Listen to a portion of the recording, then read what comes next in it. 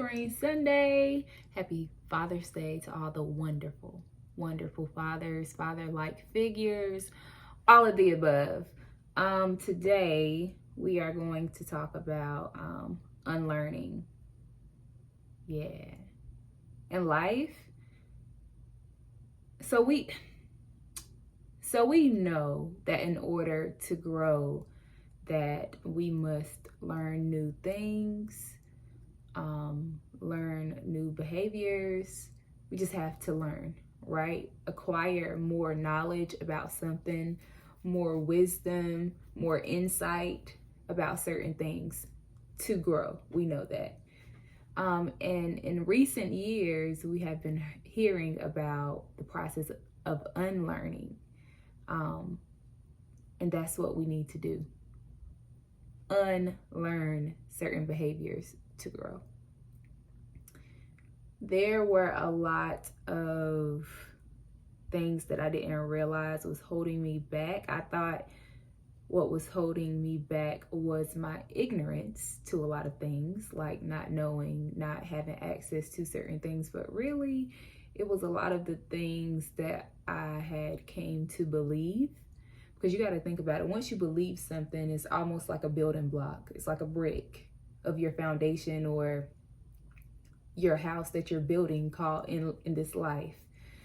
And if that block is not stable, if that block or blocks are not stable, if they are not strong enough to withstand certain pressures, then of course the house will fall. And there have been some bricks in our lives that we have come to build our lives with that are not sustainable. They were never meant to be a part of our foundation, but now it's so deeply embedded in us that it affects our behavior, who we are. It has become a part of our identity that we don't even see it as a threat. We're just like, I need to learn more, when really it's that thing that you've learned when you was 10 years old, or when you was a child, a teenager, something that you came to believe that you didn't realize that's now affecting your life as an adult. And that's what I want to encourage you to do today. I want to encourage you to unlearn. Not only that, I want you to give yourself grace in the unlearning. So one thing I had to unlearn was that God's love doesn't always feel sweet. It doesn't always feel like blue skies, white clouds, and yellow sunshine. Like, it doesn't always feel that way. I assumed that God's love for me was strictly about Him giving me things that I like, and not realizing that God actually has a hand of correction. That God actually, even if we aren't doing anything wrong per se, He knows what you have in you, what can come out of you that you have no idea about. And what He'll do is He'll take you through certain circumstances, trials, tribulations, and you're just like, oh my God, what did I do wrong? When really He's just allowing you to go through that process to get the unnecessary out of you, the impurities out of you. And it took me a long time to realize that that's God's love too. That God preserved me even in my most trying moments, even in my most lowest moments. I'm like, He's there. And He didn't take me through those things to destroy me. That's the enemy's job. He comes to kill, steal, and destroy. God took me through that stuff, or allowed me to go through that stuff, to make me stronger, to helped me realize that those things that you believed about me, those aren't true. Or how people presented you to me, or presented me to you, presented me to you, that's not who I am. And if they were right about who I am, now you have to know for yourself. And so I had this idea of what God was like, when in reality, he really liked that. Like, the older I get, the more I understand the old hymns, the sayings that older people used to say. Like, now somebody, how you doing today? I'm good. I woke up in my right mind. I'm just like, oh, I get it now. I get it now. Like, yes, I woke up in my right mind, because there's so many times where I could have lost my mind. And I'm just getting to the point, y'all, of accepting that God's love doesn't always feel like the blue skies, white clouds, and yellow sunshine that I was referring to earlier. It is genuinely the toughest, best love that you could ever have. And it's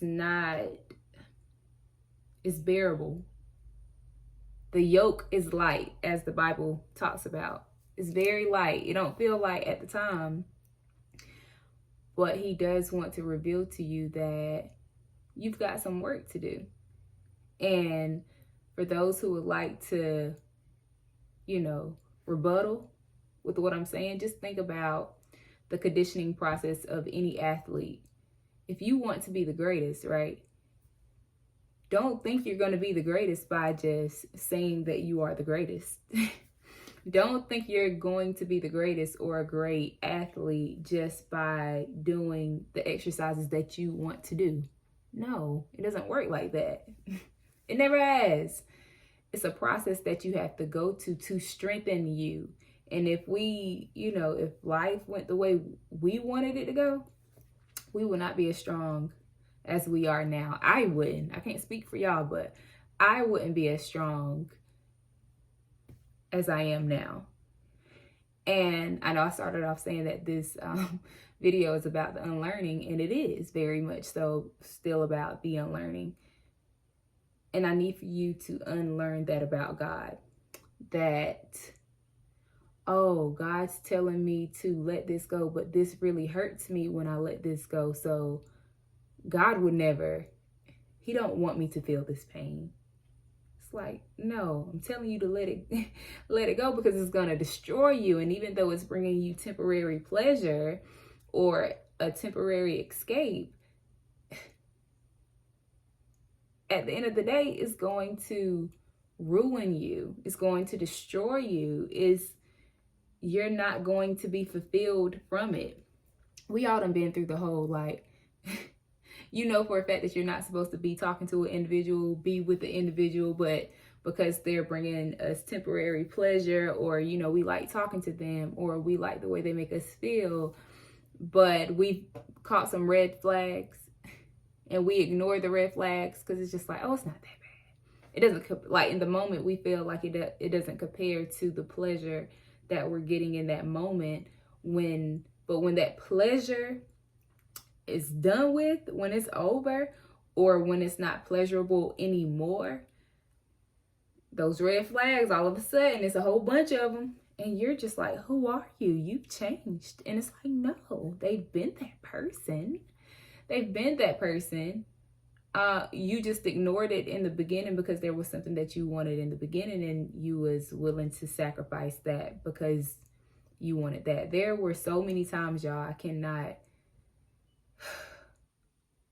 there were so many times where God, not so many times. Well, there were a couple where God was like before I even knew that I was hearing from God, he just gave me like this feeling like, now you know better.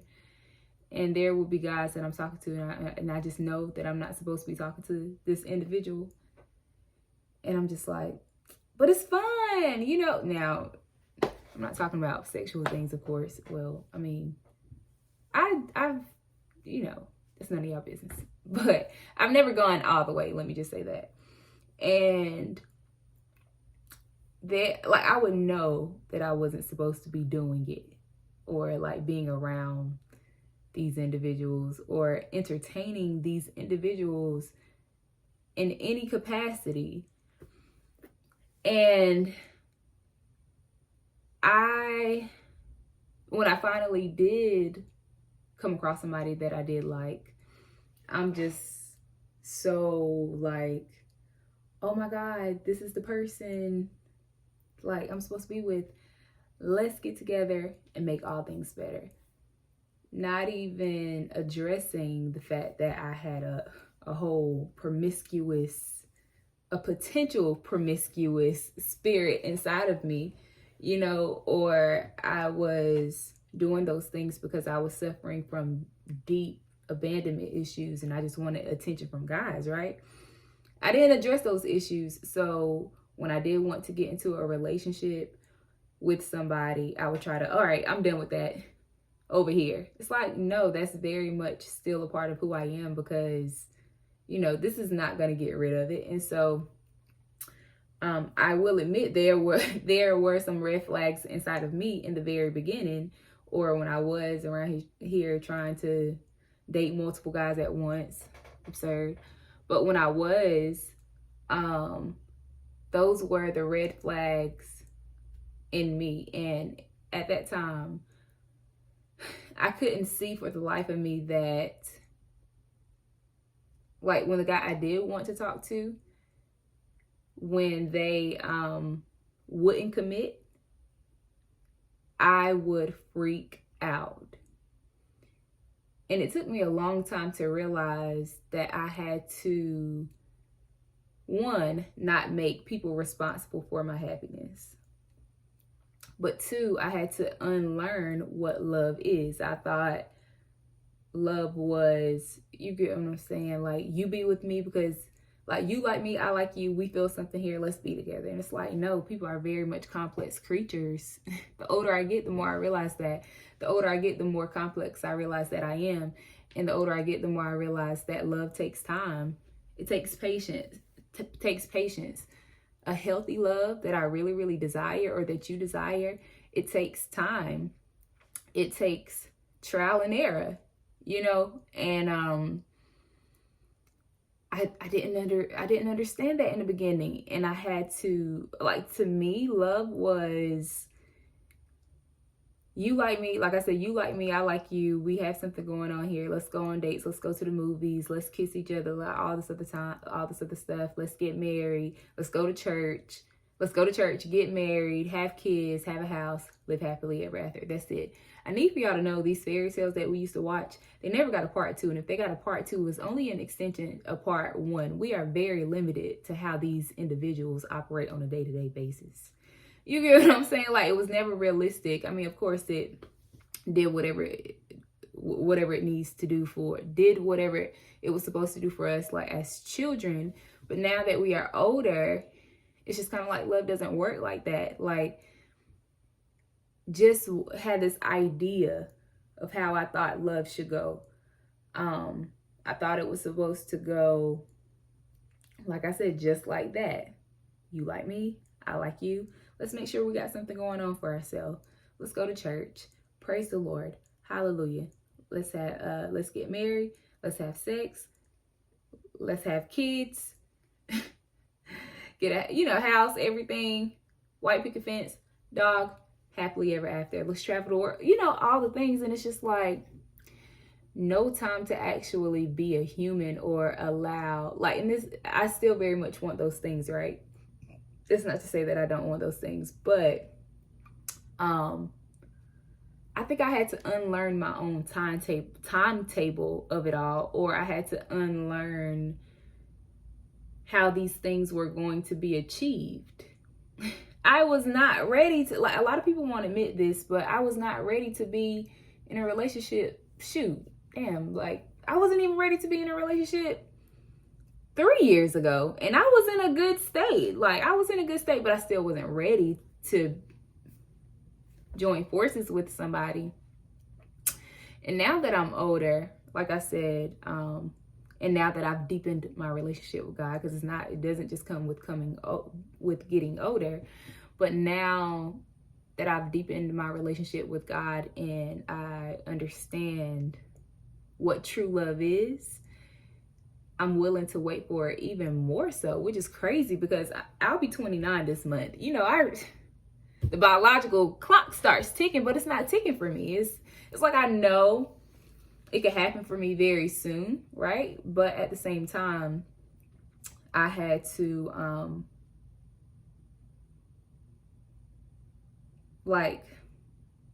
forgot what I just said. I ain't even gonna lie to y'all. But okay, rewind. So I just said what? Yeah, our biological clock start, like I'll be 29 this month. Biological clock is ticking, but for me, like I said, I could wait. I could wait a little longer.